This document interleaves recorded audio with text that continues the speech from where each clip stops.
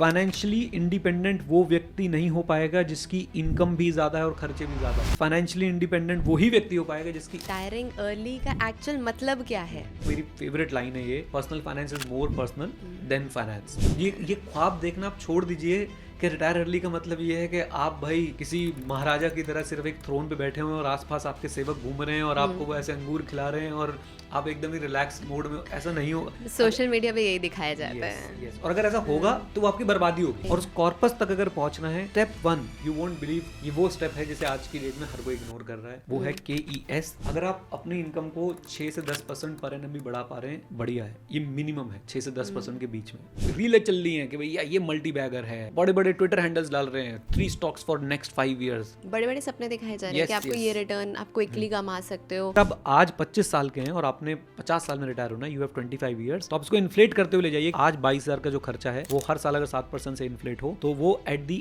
End of my age, जहां पे मैं रिटायर होने की कोशिश कर रहा हूँ, वहां पे वो कितना होगा पर मंथ। जब मुंह में दांत नहीं होंगे, पेट में आत नहीं होगी, तो रिटायरमेंट कॉर्पस की कोई बात नहीं होगी। Right. Fire, financially independent and retire early, ये कॉन्सेप्ट इतना ज्यादा जो है वो चर्चा में आ चुका है। हर कोई चाहता है जल्दी रिटायर हो जाए, जल्दी रिटायर हो जाए।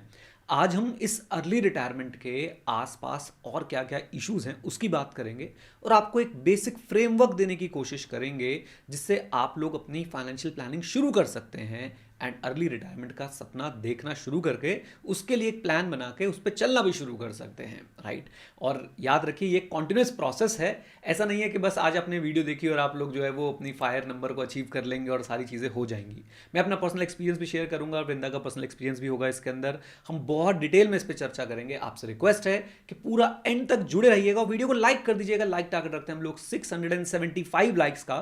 मुझे पूरा विश्वास हो चुका है आप लोगों पे कि आप लोग जो है ये नंबर अचीव करा देंगे। तो चलते हैं और बात करते हैं आज हम लोग इस रिटायरमेंट के आसपास के कैसे आप लोग जो है वो जल्दी से जल्दी अपने रिटायरमेंट गोल्स को अचीव कर सकते हैं और फाइनेंशियली इंडिपेंडेंट होके अपनी मर्जी की लाइफ जो है वो जी सकते हैं। वृंदा जी नमस्ते, कैसे हैं आप? मैं बिल्कुल ठीक हूँ, आप कैसे हो? मैं भी बिल्कुल ठीक हूँ। तो हमने बहुत सारे पॉइंटर्स आज लिखे हैं। मैं सोच रहा था अपने पर्सनल एक्सपीरियंस के हिसाब से वो सारे पॉइंटर्स लिखे हैं, उसके आसपास डिस्कशन करेंगे एंड अपना पर्सनल एक्सपीरियंस भी हम लोग शेयर करेंगे। बिल्कुल। तो क्या थॉट्स आते हैं माइंड में, क्या आप बताना चाहते हैं, पूछना चाहते हैं? सबसे पहले तो मैं यही जानना चाहूंगी, ये रिटायरिंग अर्ली का एक्चुअल मतलब क्या है? फाइनेंशियली मतलब you should have a good corpus, उससे मतलब ये है, या फिर अपना काम छोड़ देना?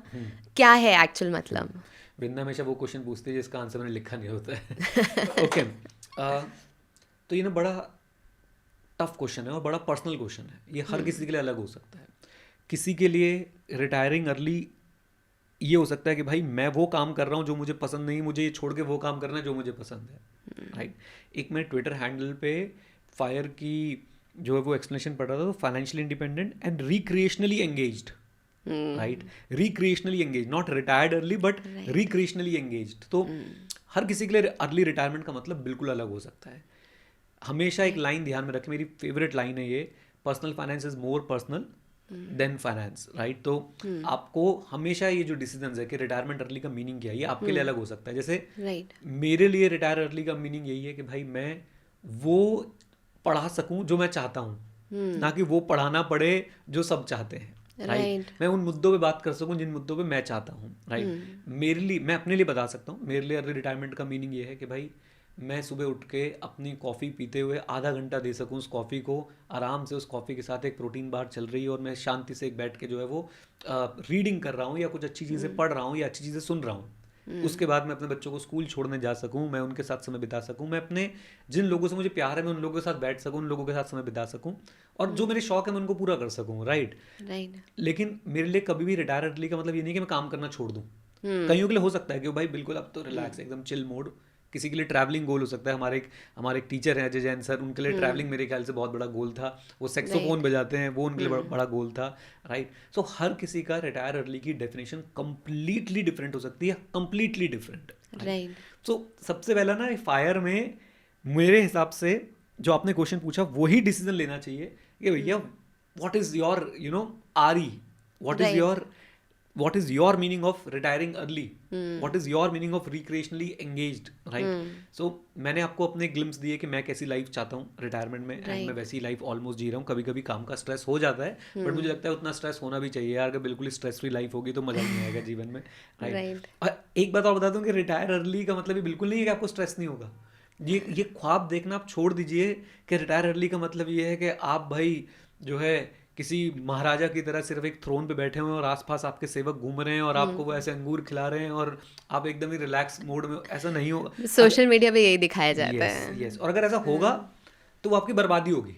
राइट. बिलीव मी, आपकी बर्बादी होगी. आपको एंगेज्ड तो रहना पड़ेगा किसी ना किसी चीज़ के अंदर. आपके सामने कोई ना कोई पैशन, कोई ना कोई चीज़, कोई ना कोई ऐसी एक्टिविटी होनी चाहिए जिसके लिए आप एंगेज्ड रहे. राइट. अदरवाइज हमारे तो जो बड़े बुजुर्ग क्या बोलते थे कि खाली दिमाग शैतान का. तो आपका दिमाग शैतान का बनता जाएगा. और let me tell you one thing कि इस चक्कर में ये भी हो सकता है कि आपने जो रिटायरमेंट कॉर्पस बनाया उसमें भी आग लगा दे. राइट. मैं अपनी कम्युनिटी की बात आपको बताता हूँ. तो हम लोग जिस कम्युनिटी में सेशंस वगैरह करते रहते हैं वहाँ पे काफ़ी लोग आते हैं जो जिनकी एज 60 प्लस है, 65 प्लस है. दे trade in stock market, they trade in forex. Just अरे कुछ है नहीं करने के लिए, राइट? तो अब ये सोचो कि कितना रिस्की है. एग्जैक्टली. अगेन मैं उनको बिल्कुल जज नहीं कर रहा हूँ. वो ट्रेड करते हैं अपने शौक के लिए करते हैं, करें, but this is very risky. वो अपना पूरा कॉर्पस जो है वो उसमें डुबो सकते हैं. तो इसलिए आपको सबसे पहले जब आप रिटायरमेंट अर्ली की बात करते हैं आपको ये जानना पड़ेगा कि what do you mean by retiring early. What is the meaning of retiring early for you. You have to define it. और ये काम आपको पेपर पे लिख के करना पड़ेगा. यूट्यूब वीडियो स्क्रॉल करते हुए, इंस्टा स्क्रॉल करते हुए, ट्विटर स्क्रॉल करते हुए नहीं हो सकता है. फिर आप 2 मिनट के लिए सोचते हो फिर आगे बढ़ जाते हो. तो write down on paper what is your definition of retiring early. What do you want to do by retiring early, right? वो आपको डिफाइन करना पड़ेगा सबसे पहले. राइट. सो इस डिसीजन पे कैसे पहुंचा जाए? क्या कॉर्पस हमारे पास होना चाहिए? मतलब हर एज के लिए अगर हम देखें, हर एक की रिटायरमेंट की एज अलग हो सकती है. May be for me it is a different age, for you it may be a different age. ठीक है, तो वो कॉर्पस हम कैसे डिसाइड करें? देखो, कॉर्पस वाला क्वेश्चन मेरे हिसाब से सबसे एंड में आना चाहिए. इससे पहले बहुत सारी और चीज़ें हैं जो हमारी पता है प्रॉब्लम यही है वृंदा कि हम सीधा एंड रिजल्ट की बात करने लगते हैं कॉर्पस में. तो राइट, या फिर आपने तो खुद फील किया इस बात को, जितने लोग आपके पास भी आते हैं, मेरे पास भी आते हैं, 1 करोड़ रुपए कैसे बनेगा, राइट? ये क्वेश्चन ही क्या है, 1 करोड़ रुपए तुम्हें क्यों चाहिए, क्या करोगे इस 1 करोड़ का? 10 करोड़ क्यों चाहिए, क्या करोगे इस 10 करोड़ का? सो मैं अगर किसी को रिटायरमेंट पे सजेशंस देना शुरू करूं, मैं अगर किसी को रिटायरमेंट पे गाइड करना शुरू करूं, मेरे लिए फर्स्ट लेसन ये होगा, सी रिटायरमेंट कॉर्पस मैनेज करना एक अलग चीज़ है, बट सवाल ये ना कि managing, I am asking about like उस कॉर्पस तक पहुंचा कैसे जाए. मैं वही कह रहा हूँ कि रिटायरमेंट कॉर्पस मैनेज करना एक अलग चीज़ है, उस कॉर्पस तक पहुंचना एक अलग चीज़ है. और उस कॉर्पस तक अगर पहुंचना है, step one you won't believe, ये वो स्टेप है जिसे आज की डेट में हर कोई इग्नोर कर रहा है. वो है KES, that is your knowledge, your education, your skills. अगर आपके पास ये नॉलेज, एजुकेशन, स्किल्स नहीं है, आप आगे बढ़ ही नहीं सकते दुनिया में. It is as simple as that. मुझे नहीं पता कितने लोग इस बात से रिलेट करेंगे, बट सच्चाई तो यही है. हर अर्ली रिटायरमेंट के जो सीड्स है ना, वो आपकी नॉलेज, आपके एजुकेशन, आपके स्किल्स से सो होते हैं, राइट? यानी आप बिना नॉलेज, एजुकेशन, बिना स्किल्स के आप अर्ली रिटायरमेंट के बारे में सोच भी नहीं सकते, बल्कि आप रिटायरमेंट के बारे में नहीं सोच सकते, आप एक अच्छी लाइफ जीने के बारे में भी नहीं सोच सकते, राइट? चाहे वो कोई भी स्किल है, आप कारपेंटर हो, आप प्लम्बर हो, आप मछली पकड़ने वाले हो, आप कोई भी हो, आपके पास एक स्किल होना चाहिए, एजुकेशन होनी चाहिए, नॉलेज होनी चाहिए. और education, by education I don't want to say कि भाई सिर्फ किताबी एजुकेशन, बल्कि आपके पास किताबी एजुकेशन के साथ साथ आपके पास रियल लाइफ एजुकेशन भी होनी चाहिए. आपके ट्रेड में, आपके प्रोफेशन में, आपके बिजनेस में आप सबसे अच्छा, बेहतर, टॉप क्वार्टाइल में आप कैसे परफॉर्म कर सकते हो, वो एजुकेशन, वो नॉलेज, वो स्किल आपके पास होनी चाहिए. वो जब होगी तो आपके रिटायरमेंट, जो अर्ली रिटायरमेंट के गोल्स हैं, जो रिक्रिएशनली एंगेज होने के गोल्स हैं, आप वो सो कर पा रहे हो, राइट? और यहाँ मैं एक बात और बोल दूँ, ये ना बड़ी, मतलब ये बातें ऐसी हैं कि बहुत ना इसके अंदर पेचीदा बातें हैं, कोई वन रूल नहीं हो सकता है इसका, राइट? फॉर एग्जाम्पल मैं बोलता हूँ, जैसे मैं अपना एग्जाम्पल ले सकता हूँ. फॉर मी टीचिंग, राइट, वो मेरा स्किल है, राइट? वो मेरी एजुकेशन है, वो मेरी नॉलेज है. मैं टीचिंग के बारे में हमेशा पढ़ता हूँ, समझता हूँ और हमेशा एनहेंस करने की कोशिश करता हूँ अपने आप को. मैं ये कहना चाहता हूँ कि कभी कभी अपने नॉलेज, एजुकेशन और स्किल्स की वजह से you will be retired for life, but still you will be working, क्योंकि आप अपने पैशन को जब परस्यू कर रहे होते हो तो अभी पैशन बड़ा क्लीशे वर्ड हो गया, मतलब आप जब उस चीज़ पे लगे होते हो जिस चीज़ को आप प्यार करते हो बहुत ज़्यादा, जिस चीज़ से आपको बहुत प्यार है, जैसे मुझे पढ़ाने से बहुत प्यार है, अगर मैं वही करता रहता हूँ तो मुझे लगता ही नहीं कि मैं काम कर रहा हूँ। मुझे क्लास लेते समय I have noticed my heart beat, I have noticed my behaviour, I have noticed my vitals के भाई मैं बिल्कुल अपने पीक पे होता हूँ उस समय, राइट। तो कभी कभी आपकी नॉलेज एजुकेशन और स्किल आपको अर्ली रिटायरमेंट में तो हेल्प करते ही हैं, वो आपको ड्यूरिंग द रिटायरमेंट भी हेल्प करते हैं। तो ये जो नॉलेज एजुकेशन और स्किल है ना, ये अगर किसी के पास नहीं है और आप मुझसे बात कर रहे हो कि 1 करोड़ बनवा दो, 10 करोड़ बनवा दो, बिलीव मी उस 1 करोड़ 10 करोड़ का कोई फायदा नहीं होने वाला है। आप सब खो दोगे, आप परेशान रहोगे, आप कभी भी खुश नहीं रह पाओगे। 100% तो खैर कोई भी खुश नहीं रह पाता, लेकिन आप हमेशा ना परेशान रहोगे अंदर से कि यार मैं क्या करूं, ठीक है 1 करोड़ रुपया, अगर आप हो सकता है उसे वेस्ट भी कर दो। सो मेरे लिए the first thing to achieve that retirement corpus is your knowledge, education and skill and the ability to monetize that skill, education and knowledge। और इसमें कोई ना हमें बुरे तरीके से नहीं देखना चाहिए। हम हमेशा गलत समझते हैं जब कोई व्यक्ति अपने कोई प्रोडक्ट्स या सर्विसेज बेच रहा होता है। मैं आपको ना एक और चीज़ बताता हूँ, मैं यहाँ पे एक चीज़ बात कनेक्ट करना चाहता हूँ। एक बहुत अच्छे क्रिएटर हैं हमारे ऑटोमोबाइल इंडस्ट्री में, उनका नाम ढूंढ के आप लोगों को आपको बताने की कोशिश कर रहा हूँ। बहुत ही ज़बरदस्त creator and I feel privileged कि मेरे पास उनका डायरेक्ट व्हाट्सएप एक्सेस है, मैं उनको कभी भी कॉल करके बात कर सकता हूँ या कभी भी उनसे चर्चा हो जाती है। मैं उनका नाम आपको बताता हूँ, वो है, उनका हैंडल जाता है वो क्लब के नाम से उन्होंने एक हैंडल बना रखा है, right. He was a big Volkswagen fan, but अभी के लिए मुझे नहीं पता वो फोक्सवैगन फैन है कि नहीं। सुंदरदीप नाम है उनका, राइट। सरदार जी हैं और आप उनसे कभी भी ट्विटर पे गाड़ी के बारे में पूछो, आपको बताते हैं, राइट। कोई भी गाड़ी आपको खरीदनी है, आपको कोई भी गाड़ी लग्जरी से लेके बेसिक कार तक की अगर आपको बात करनी है, just ask him on Twitter and sooner और लेटर ही विल रिप्लाई। मैं तो भाई हैट्स ऑफ करता हूँ ऐसे व्यक्ति को जो ऑलमोस्ट हर व्यक्ति को जो है वो रिप्लाई कर देता है, right. And he does it for free, right. अभी मैं ये बात में क्यों लेके आया बीच में, यही डिस्कशंस हैं जो हमको करने हैं, हमको समझाने हैं लोगों को। अभी रिसेंटली उन्होंने एक बड़ी अच्छी गाड़ी खरीदी है मर्सिडीज GLA 220D AMG वाली, और मैं भी बड़ा इंस्पायर हूँ and it felt personal to me. मतलब वो इतना ट्विटर पे लोगों की हेल्प करते हैं, मैंने उनको व्हाट्सएप पे वॉइस वीडियो नोट भेजा है और ट्विटर पे मैंने लिखा है it felt personal to many of the people following him कि हमने गाड़ी खरीदी है, राइट। अच्छा, फिर एक आता है एक हेटर का अकाउंट आता है, वो मेरी टाइमलाइन पे भी आया क्योंकि हमारे सुंदरदीप भाई ने उनको रिप्लाई कर रखा था। वो कहते हैं कि ये बंदा फेक है, ये बंदा पैसे लेता है, ये ब्रांड से पैसे लेता है, पता नहीं क्या क्या। मैं इतनी लंबी स्टोरी यहाँ पे सुना के क्यों लेके आया? मैं इतनी लंबी स्टोरी यहाँ पे इसलिए सुना के लेके आया कि आपको अगर कोई सर्विस दे रहा है और वो आपसे पैसे ले रहा है, राइट, तो आपको क्या प्रॉब्लम है? वो अगर आपको वैल्यू दे रहा है तो आपको क्या प्रॉब्लम है? और वो अगर पार्शली फ्री और पार्शली पेड भी कर रहा है, आपको क्या प्रॉब्लम है? क्या उस बंदे के घर पे उसकी कोई लोन की EMI नहीं चल रही होगी? उसके बच्चे स्कूल नहीं जा रहे होंगे? उसको खाना नहीं खाना है? राइट। आप हमेशा जब भी ये मैं बहुत स्ट्रिक्टली बोलना चाहता हूँ सबको, प्लीज गाइज अंडरस्टैंड, अगर आपको कोई वैल्यू प्रोवाइड कर रहा है और वो उसके बदले आपसे पैसे चार्ज कर रहा है, क्या परेशानी है? मुझे बताओ, आप लोग जॉब करते हो, आपको सैलरी मिलती है, तो आप मतलब मैं बोलूँ अरे इनको सैलरी क्यों मिल रही है, राइट। आप मेहनत करते हो, आपको तभी तो सैलरी मिलती है। आप वैल्यू प्रोवाइड करते हो एम्प्लॉयर को, तभी तो सैलरी मिलती है। आप डॉक्टर के पास जाते हो, वो आपसे पैसे लेता है। CA के पास जाते हो, वो आपसे पैसे लेता है। लॉयर के पास जाते हो, वो आपसे पैसे लेता है, क्योंकि वो आपको value they. This is the system, this is how it works, right. खैर, तो सुंदरदीप भाई, thank you so much for providing us with lot of value on automobile sector, and please ऐसे ही करते रहिए। और हेटर्स गोना हेट, और वो मैं ये कहना चाहता हूँ यार, कोई भी अगर आपको सोचो ना, वो ये काम पैसे लेके भी कर सकते हैं, कंप्लीटली पेड कर सकते हैं कि भैया मैं तो तभी बोलूँगा जब मुझे पैसे दिए जाए, बट वो फिर भी ट्विटर पे आपको फ्री में बताते हैं, और शायद वो मुझे भी नहीं पता, शायद वो कुछ प्रीमियम सर्विसेज दे भी रहे हो। What is the problem, where is the problem? So खैर, ये एक चर्चा है कि भाई आपको अपने अर्ली रिटायरमेंट के बारे में जो है वो सोचना पड़ेगा। मैं बोलते बोलते खो गया कि सवाल क्या था, बट कोई बात नहीं। आपको अर्ली रिटायरमेंट को डिफाइन करना पड़ेगा, आपको अपनी इनकम, नॉलेज, एजुकेशन और स्किल पे आप, हाँ हम यहाँ पे थे, नॉलेज, एजुकेशन और स्किल पे आपको काम करना पड़ेगा, उसको मोनेटाइज करना पड़ेगा। और इसमें कोई बुराई नहीं है, अपने नॉलेज, एजुकेशन और स्किल को मोनेटाइज करने में कोई भी बुराई नहीं है, प्रोवाइडेड दैट, यही पॉइंट मैं बोल रहा था। जैसे सुंदरदीप जी कर रहे हैं अपनी नॉलेज, एजुकेशन और स्किल, सोचो ना उन्होंने कितना टाइम स्पेंड किया होगा गाड़ियों पे, राइट। वो क्रेजी होंगे गाड़ियों के बारे में, तभी वो इस तरीके से बता पा रहे हैं, एग्जैक्टली। वो मैं बोल सकता हूँ उनके बिहाफ पे, उनको सपनों में गाड़ियाँ आती होंगी, उनके दिन रात गाड़ियों के बारे में वो सोचते होंगे, राइट। जैसे दिन रात हम लोग पर्सनल फाइनेंस के बारे में, म्यूचुअल फंड के बारे में मेरे को लेटे लेटे थॉट आ रहे होते हैं, पैसे बनाने के नहीं, कि भाई क्या स्ट्रैटेजी हो सकती है, कैसे इंसान जो है वो सिंपल लाइफ जी सकता है, और मैं लिखता रहता हूँ उनको. सो जब आपके पास ऐसी नॉलेज एजुकेशन स्किल है, the next step you should be doing is learn how to monetize that knowledge education and skill. And this is very important.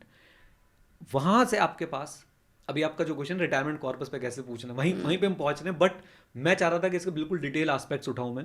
So once you have knowledge education and skill, and then उसके बाद आप लोग आ सकते हैं किस पे, अपनी उस पे मोनेटाइजेशन पे, एंड देन आपके लिए बड़ी इंपॉर्टेंट चीज जनरेट होती है, वो है income. Right. And income becomes the most important factor in building your retirement corpus. And income से भी इंपॉर्टेंट एक फैक्टर, मैं भी उस पर आऊँगा, बट बीच में और थॉट आ रहे हैं माइंड में, वो आपको बता दूँ मैं. सो अभी कई लोग, मैं जब भी सोचता हूँ मैं ना, एक चीज़ ध्यान में रखता हूँ कि यार वो व्यक्ति जो अभी जोमेटो के लिए डिलीवरी कर रहा है, स्विगी के लिए डिलीवरी कर रहा है, उस व्यक्ति से लेके उस व्यक्ति तक जो एक बड़े हॉस्पिटल को मैनेज कर रहा है, वहाँ पे एक बड़ा बिजनेस चला रहा है, वो हॉस्पिटल भी आजकल बिजनेस के फॉर्म में चलते हैं. हर कोई कर सकता है ये काम जो मैं बोल रहा हूँ. ऐसा नहीं है कि मैं सिर्फ उसी के लिए बोल रहा हूँ कि जो भाई अमीर है सिर्फ वही कर सकता है, जिसके पास पहले से पैसे सिर्फ वही कर सकता. नहीं, एक जोमेटो वाला भी अगर थोड़ा सा इस बात पे ध्यान दे, नॉलेज एजुकेशन और स्किल वाली बात पे, जोमेटो डिलीवरी बॉय वो भी अपने आप को एनहांस करवा सकता है, वो भी अपनी ज़्यादा वैल्यू प्रोवाइड कर सकता है. बट पॉइंट यही है कि उन तक ये बातें पहुँचती नहीं है. राइट. बहुत स्टोरीज है हमारे आसपास जिन्होंने बहुत स्क्रैच से, किसी ने न्यूज़पेपर फेंकने से लेके जो है वो चार्टर्ड अकाउंटेंट बनने तक की जर्नी कंप्लीट करी. ऐसी बहुत स्टोरीज आपको मिल जाएंगी. सो मैं कहना चाहता हूँ ये सबके लिए. So once you have knowledge education skills, once you know how to monetize them, and again there is no problem in monetizing your knowledge education skill. Do it, provide best of the value to your customers, then starts your income. Income से ज़्यादा important जो है वो कुछ नहीं हो सकता अगर आप फाइनेंशियली इंडिपेंडेंट होना चाहते हैं. लोग बोलते हैं इन्वेस्टमेंट, मैं बोलता हूँ इन्वेस्टमेंट क्या है? Investment again it's an outcome of your income. अगर इनकम ही नहीं है, मुझे बताओ अगर किसी की इनकम नहीं, क्या वो इन्वेस्ट कर पाएगा? कोई सवाल ही नहीं होता कि वो जो है वो इन्वेस्ट कर पाए. सो इनकम बढ़ाइए अपनी, इनकम करना शुरू कीजिए और इनकम पे फोकस रखिए कि इनकम कैसे बढ़ानी है ईयर ऑन ईयर. अगर आप अपनी इनकम को 6 से 10% पर एनम भी बढ़ा पा रहे हैं, बढ़िया है. ये मिनिमम है 6 से 10% के बीच में. Okay, no problem. इससे ज़्यादा बढ़ा पा रहे हैं, इससे ज़्यादा बढ़ा पा रहे हैं, बहुत बढ़िया बात है. राइट. बस यहाँ पे मैं एक बात बोलना चाहूँगा, मुझे लग रहा है बहुत डिटेल में जा रहे हैं, हमने अभी तो कुछ चर्चा ही नहीं कर रही और 16-17 मिनट निपट गए, बट उम्मीद करता हूँ कि लोग एंजॉय कर रहे होंगे इस डिस्कशन को. मैं ही कहना चाहता हूँ कि आप इनकम को बढ़ाएं, 6 से 10% के बीच में बढ़ाएं, बट कभी भी फोमो में ना पड़ें कि मेरे दोस्त की इनकम मुझसे इतनी ज़्यादा है, वो मुझसे ज़्यादा इतना कमा रहा है. क्योंकि आप इस फोमो में पड़ेंगे, होगा क्या, आप फास्ट अर्न करने की कोशिश करेंगे, बहुत फास्ट, और उस फास्ट अर्न करने के चक्कर में आपसे बड़ी मिस्टेक्स हो सकती हैं, आप अपना पैसा खो सकते हैं, आप ऐसी जगहों में एंट्री ले सकते हैं जहाँ पे बहुत ज़्यादा आपको लॉसेज हो सकते हैं. So keep this in mind कि आपकी इनकम हो, वो इनकम एक अच्छे रेट से बढ़े. 6 से 10% पर एनम बढ़ना एक ठीक रेट है. राइट. एवरेज रेट है, मैं बोलूँगा. सैलरीज भी आप लोग देखते हैं कि 6 से 7% का इंक्रीमेंट, 6 से 10% के बीच में इंक्रीमेंट मिलते हैं. इससे ज़्यादा बढ़ जाए बहुत अच्छी बात है, बट बहुत तेज़ बढ़ाने के चक्कर में बड़ी गलतियाँ ना करें. राइट. वन थिंग, एंड एक बार आपकी इनकम बढ़नी शुरू हो गई है, अब आपका इनकम से भी इम्पॉर्टेंट फैक्टर है जो रोल प्ले करने वाला है आपके रिटायरमेंट कॉर्पस बिल्ड करने में, वो है आपके खर्चे. अल्टीमेटली ये हम हर जगह पढ़ते हैं, सीखते हैं, सुनते हैं और देखते भी हैं. फाइनेंशियली इंडिपेंडेंट वो व्यक्ति नहीं हो पाएगा जिसकी इनकम भी ज़्यादा है और खर्चे भी ज़्यादा हैं. राइट. फाइनेंशियली इंडिपेंडेंट वही व्यक्ति हो पाएगा जिसकी इनकम ज़्यादा और खर्चे कम है. राइट. ये इतना इम्पॉर्टेंट थॉट है जो हम सबको अपने अंदर ना बिल्कुल इनग्रेन करना पड़ेगा, डालना पड़ेगा कि भैया मेरे खर्चे मेरी इनकम से कम होने चाहिए, बहुत कम होने चाहिए, तभी मैं जाके जो है अपने पास एक काफ़ी अच्छा सेविंग जो है वो कर पाऊंगा और उसी सेविंग को फिर मैं इन्वेस्ट कर पाऊंगा. So you have to develop a habit of saving. और इन सब के बीच में पता है life is not easy, life is complex. मैं ये नहीं बोल रहा कि टफ है, बट कॉम्प्लेक्स तो बहुत कॉम्प्लेक्स है. एंड जो मुझे धीरे धीरे समझ आ रहा है ना, वो ये समझ आ रहा है, मेरा फेवरेट वर्ड जो बनता जा रहा है वो बनता जा रहा है balance. You have to maintain a balance. Right. ऐसा ना हो कि आप ये सेविंग्स रेट बढ़ाने के चक्कर में अपने आप को इतना फ्रूगल कर लें कि आपने अपनी प्रेजेंट को एंजॉय नहीं किया. राइट. प्रेजेंट को एंजॉय करने के लिए बहुत कम पैसे चाहिए. Enjoy the little things. वहाँ पे सामने लगा भी हुआ, अगर दिखाई दे रहा तो ये देना ज़रा मुझे. ये मैं यहाँ पे आपको दिखा भी देता हूँ. Enjoy the little things, right. हो जाए भाई फोकस. हाँ, एंजॉय द लिटिल थिंग्स. चलो, सो प्रेजेंट को एंजॉय करने के लिए बहुत कम पैसे चाहिए, बट एंजॉय ज़रूर करना है. राइट. एंजॉयमेंट, मैं थोड़ा इस पर भी बोल देता हूँ.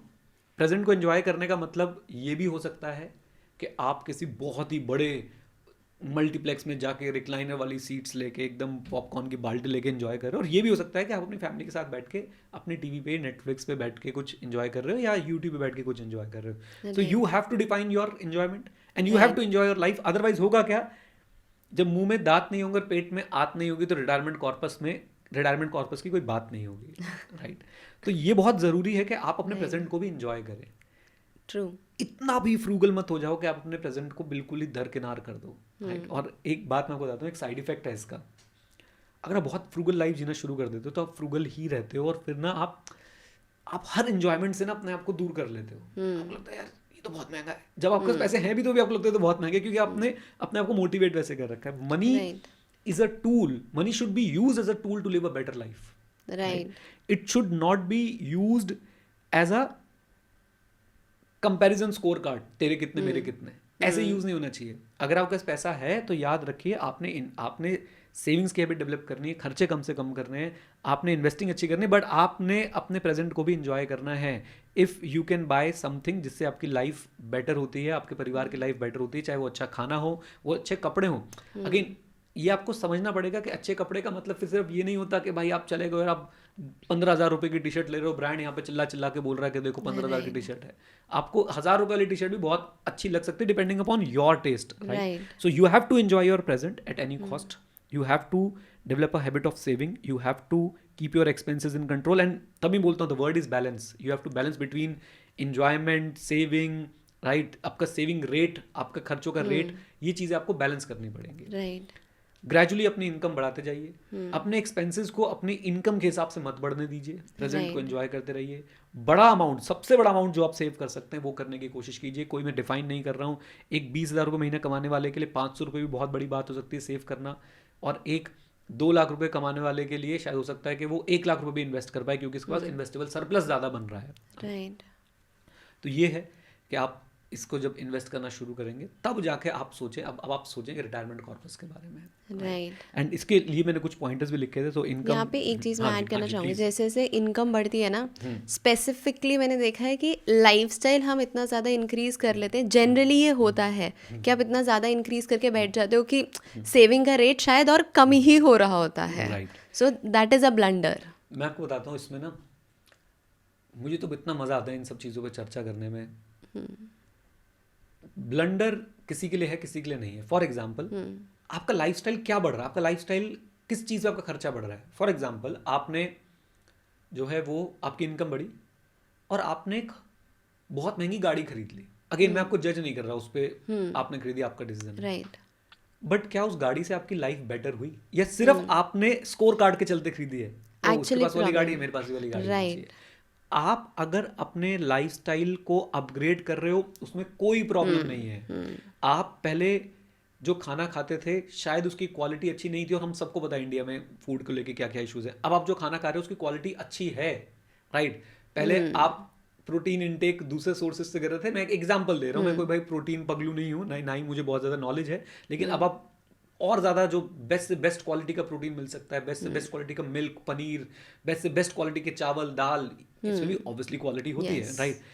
अब अगर वहाँ पे पैसा खर्च कर रहे हो to live a better life, to you are spending on your health, मुझे कोई प्रॉब्लम नहीं है. Exactly. चाहे वो आपकी इनकम की बढ़ने की वजह से आपके वाले खर्चे बढ़ रहे हैं, मुझे कोई प्रॉब्लम नहीं. बट अगर आप सिर्फ अपने खर्चे इसलिए बढ़ा रहे हैं कि भाई आप उसे एज स्कोर कार्ड यूज कर रहे हैं कि देखो पड़ोसी के पास ये वाली गाड़ी है, मेरे पास ये वाली गाड़ी है, वो मुझे लगता है कि it's a big big big issue.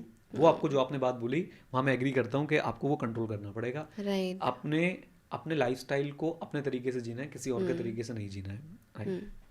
So income बढ़ानी है, सेविंग्स बढ़ानी है, राइट. अपने आप को बैलेंस रखना है, खर्चे कम करने हैं, सेविंग्स की हैबिट डेवलप करनी है, बड़ा सम जो है वो सेव करना है. अब यहाँ पे एक बड़ी इंपॉर्टेंट बात आती है वृंदा, रिटायरमेंट कॉर्पस. पहले बात तो मैं आपको एक बात जगा दूं, मैं आपको गुड मॉर्निंग, कि retirement is not the only goal. Right. People think अरे रिटायरमेंट हो जाए.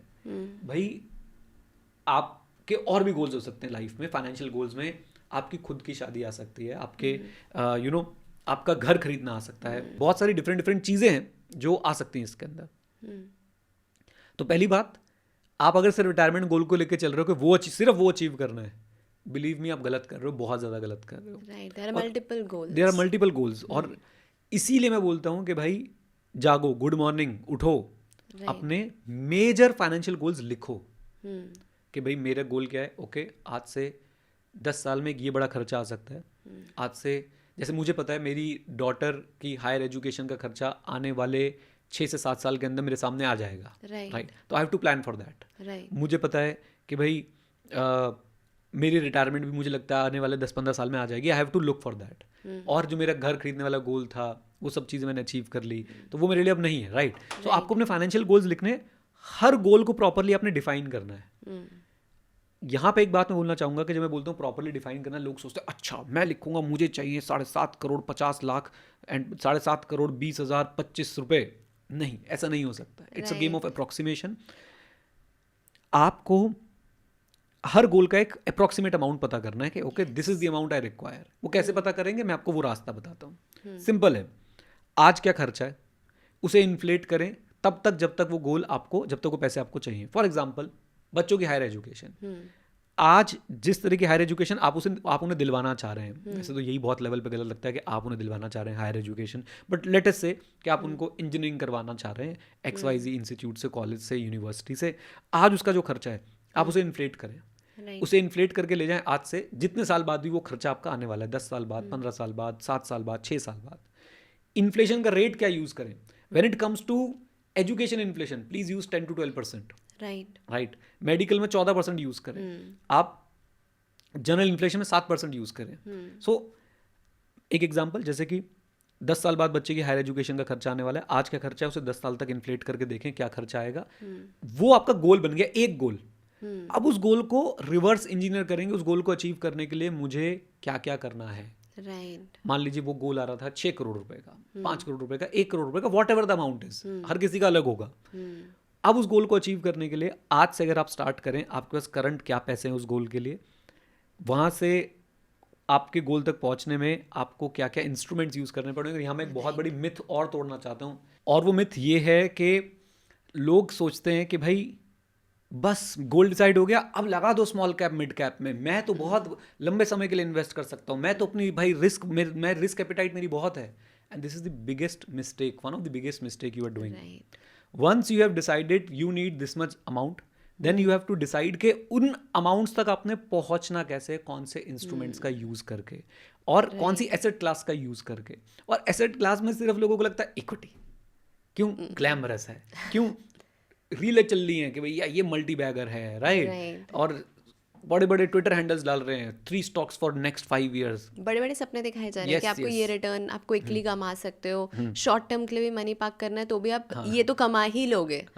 मतलब it can not be same. मुझे ऐसे आती है, लोग कहते हैं क्रेडिट कार्ड का यूज करो, 1 महीने के लिए इक्विटी में पैसे लगा दो. इतनी स्टूपिडिटी कैसे हो सकती है. बट एनीवेज, सो मेरा बहुत सिंपल सा पॉइंट ये है कि देखो, आपने जो है वो गोल डिसाइड किया. अपना गोल डिसाइड करने के बाद आप अपना एक प्लान बनाइए उस गोल को अचीव करने के लिए. And for God sake, if you think that you need help, take help of a registered investment adviser, of a mutual fund distributor. Please help लीजिए ना. मैं हमेशा क्यों बोलता हूँ, लोग कहेंगे आप ये काम करते हो इसलिए, अरे यार हम ये काम करते हैं इसलिए, हमने तो बोला नहीं हमसे लो. आप किसी से भी लो. क्यों लो? इसलिए लो. आप हमेशा ये बात समझो, जब आपकी तबीयत खराब होती है तो क्या आप डॉक्टर के पास नहीं जाते हो? राइट. क्या आप सब कुछ घर पे ठीक कर लेते हो? राइट. और ठीक है, नॉर्मल खांसी जुकाम है, यानी कि आपको अपना बैंक अकाउंट वगैरह, सेविंग्स अकाउंट, FD वगैरह करानी कर लो भाई.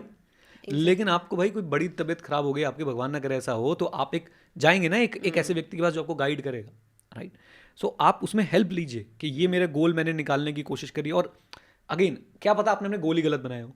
एग्जैक्टली. राइट.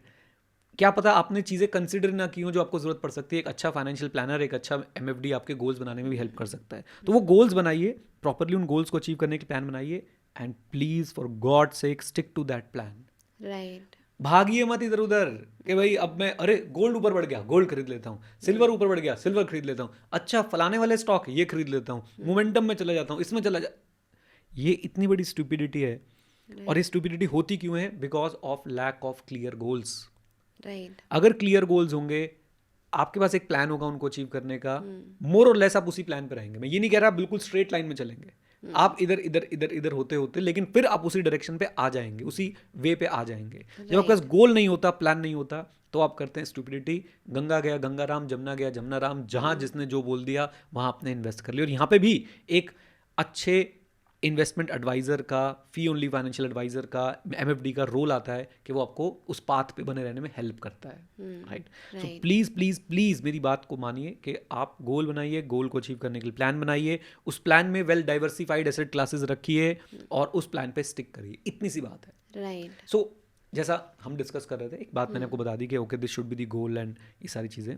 अब हम रिटायरमेंट कॉर्पस के बारे में बात करते हैं, क्योंकि ये क्लैरिटी होनी जरूरी है कि retirement corpus is not the only goal.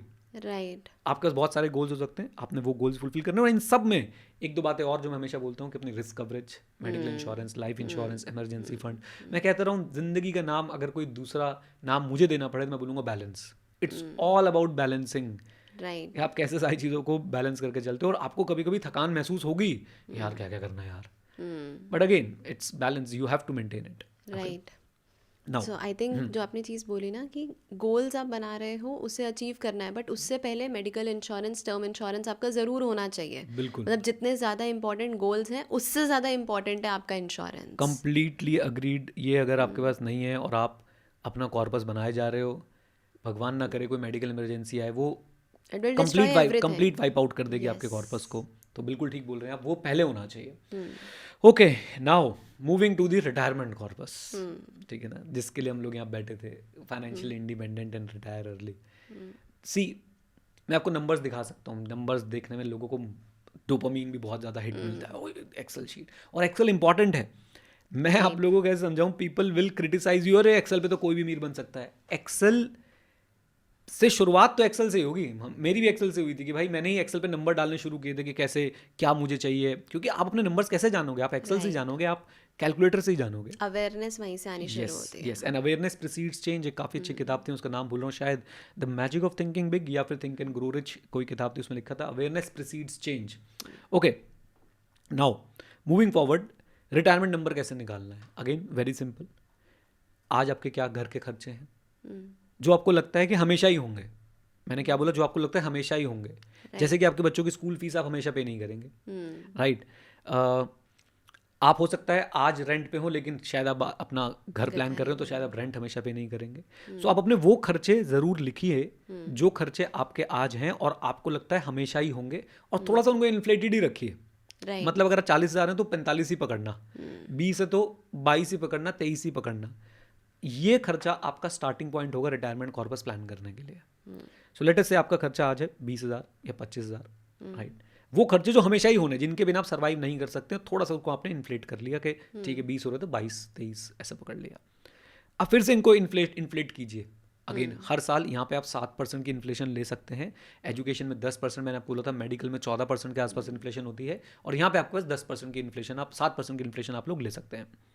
सो मान लीजिए अगर आप आज 25 साल के हैं और आपने 50 साल में रिटायर होना है, यू हैव 25 ईयर्स, तो आप इसको इन्फ्लेट करते हुए ले जाइए कि आज 22,000 का जो खर्चा है वो हर साल अगर 7% से इन्फ्लेट हो, तो वो at the end of my age, जहाँ पे मैं रिटायर होने की कोशिश कर रहा हूँ, वहाँ पे वो कितना होगा पर मंथ।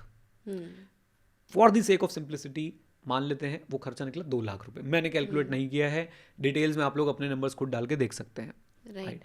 अब ये जो 2 लाख का आपका नंबर आ गया, अब आप देखिए कि आपको आगे यहाँ पे कैलकुलेटर अगर रखा है तो मैं कैलकुलेट भी एक बार हल्का सा, चलो मैं इससे मोबाइल से कर दूंगा, राइट? अभी 2 लाख का नंबर आपके पास आ गया, वहाँ पे है क्या? नहीं, हाँ, यहाँ पे आपका 2 लाख का नंबर आ गया, ठीक है? अब आप क्या करेंगे, ये 2 लाख को आप मल्टीप्लाई कीजिए 12 से, राइट? 2 लाख को मल्टीप्लाई करेंगे 12 से, ये आ गया 24 लाख।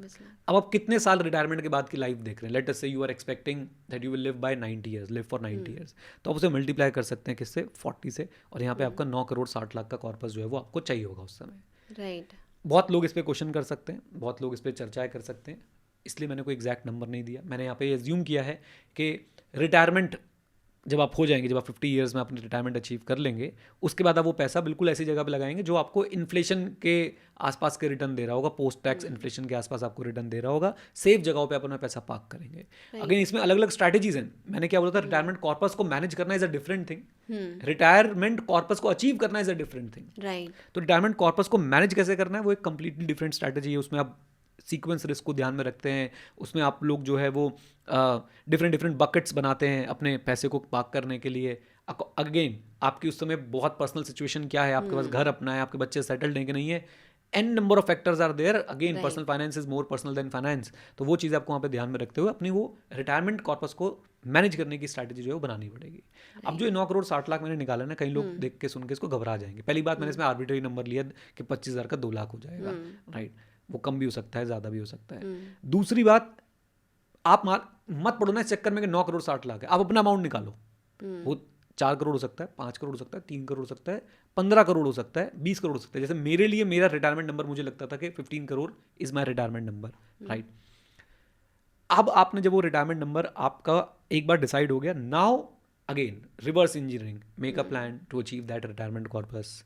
प्लान में different different asset class include करें एंड अगेन हेल्प लें एक प्रोफेशनल की। हेल्प लेने के साथ साथ प्लस माइनस ज़रूर रखें। 9 करोड़ 60 लाख एग्जैक्ट नंबर नहीं आ सकता और ना ही वो एग्जैक्ट नंबर है, approximation. Life is all about approximation. मैं तो ऑडिट पढ़ाता हूँ तो एब्सोल्यूट एश्योरेंस होती नहीं है, रीजनेबल एश्योरेंस चलती है वहाँ पे, राइट।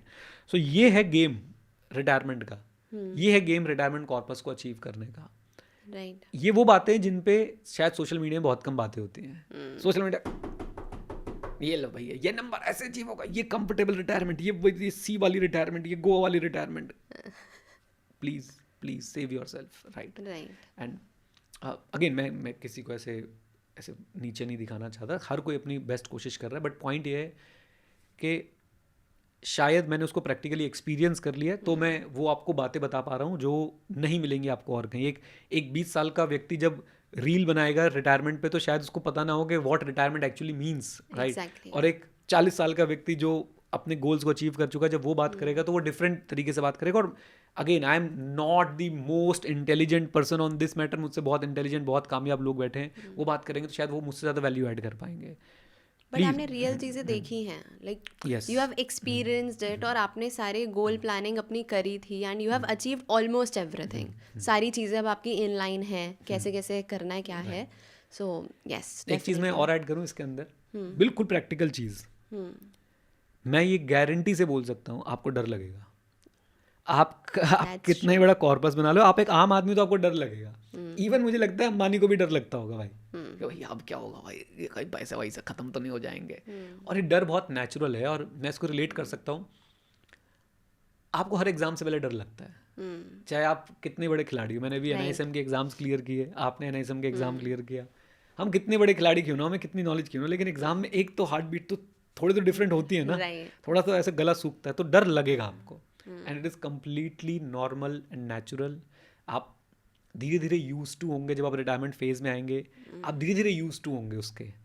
अचानक से आप ऐसे नहीं हो जाएगा ओह नाउ आई एम रिटायर्ड, नहीं।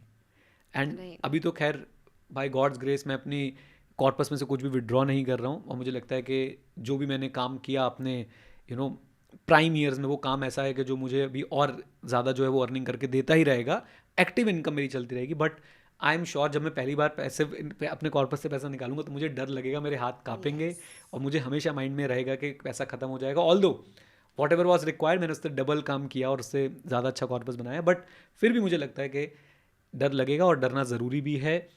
डर है जो आपको हेल्प करता है अपने पैसे को जुडिशियसली खर्च करने में, राइट। तो हर चीज़ ना मतलब आपको देखनी पड़ेगी, झेलनी पड़ेगी, you have to go through everything, right. So corpus वाली चीज़ें आपने सारी बहुत अच्छे से बता दी। इसके बाद मेरे को लगता है एक बहुत इंपॉर्टेंट चीज़ है टू प्रोटेक्ट इट, एंड उस कॉर्पस को बना के रखना, उसे कैसे सस्टेन करना और उसे कैसे प्लान करना, राइट। तो वो हम नेक्स्ट एपिसोड में चर्चा करेंगे कि रिटायरमेंट कॉर्पस को मैनेज कैसे करना है, राइट। एंड तब तक जैसा मैं बोलता हूँ आप लोग हमारे साथ जुड़े रहें, कमेंट्स पे अपनी स्टोरीज ज़रूर बताएं हमें रिटायरमेंट से रिलेटेड, आप क्या सोचते हैं। एंड यार ये हमारे जो एपिसोड्स हैं, ये कोई नाम है चैनल का money podcast, these are more of discussions, right, personal discussions. And मैं चाहता हूँ कि आप लोग इनको वैसे ही सुने, वैसे ही देखें, एंड ये वो वाला कंटेंट है ही नहीं जहाँ हम चिल्ला चिल्ला के बातें कर रहे हो। यहाँ पे हम बिल्कुल एकदम कूल काम कंपोज तरीके से आपको बताने की कोशिश करते हैं कि how to behave with money, right. Right. And I feel it is very important, क्योंकि बिहेवियर बहुत बड़ा रोल प्ले करता है। एंड येस, आप अगर हमारे साथ जुड़ना चाहते हैं, मैं म्यूचुअल फंड्स के बारे में सिखाता हूँ, आप लोग अगर सीखना चाहते हैं सीख सकते हैं, नीचे आपको सारे लिंक्स मिल जाएंगे। एक बार फिर से अगर आप यहाँ तक पहुँच गए तो आप हमारे लिए बहुत इंपॉर्टेंट हैं, आप हमारे हीरोज़ हैं, राइट। हीरोज़ एंड हीरोइंस और what ever you call them, please इसको लेकर लड़ाई मत करना, राइट। डर यही लगता है वो लोग कोई भी बात को पकड़ के लड़ाई कर सकते हो, आप लोग हमारे लिए बहुत इंपॉर्टेंट हैं। तो प्लीज़ धन्यवाद बहुत बहुत जुड़ने के लिए, सुनने के लिए। With this note, thank you very much, stay connected, stay head, जय हिंद। और हाँ मित्रों, सीखते रहें, क्योंकि सीखना शुरू तो जीतना शुरू। Bye bye and take care, God bless you all.